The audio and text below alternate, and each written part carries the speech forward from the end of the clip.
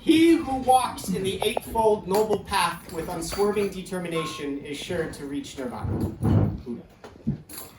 The first winter I spent in Auckland, there was a film festival called the K Road Film Festival.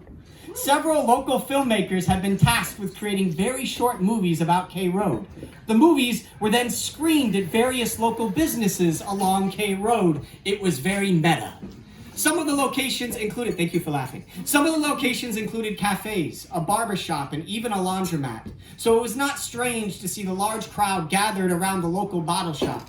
The people were so clustered I couldn't see into the store. In fact, there were more people there than in any other location I had seen. Intrigued, I shuffled up to a man outside of the circle. He had a tattoo on his neck of a skull with blood pouring out of its eyes. I was lonely for new friends in Auckland, and he seemed like a nice fella. So I asked him what movie was playing. It doesn't seem to be listed on my festival map, I said. No movie. There's just some guy drinking all of the wine inside of the bottle shop.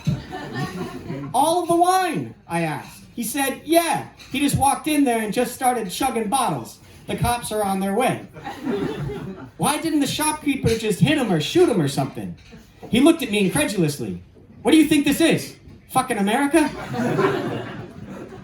Then he walked away shaking his head.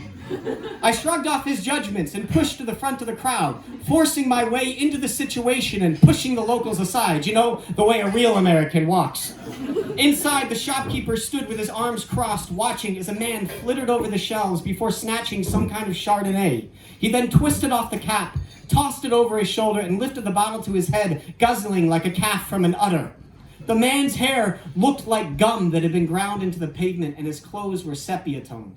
Within seconds, he had finished off the whole bottle. The crowd applauded as he dropped it to the ground and reached for another one. This repeated until the cops arrived. When they did, he didn't put up a fight, and the police even let him finish his last bottle. Everything about that man was dirty, except for his eyes. Two perfectly still Walden ponds. And he didn't even look drunk, he just looked content. As though he had seriously thought about this situation, like he'd been planning it his whole life. A tiny smile curling on his face, the way a sapling twists when it first breaks the soil. Thank you.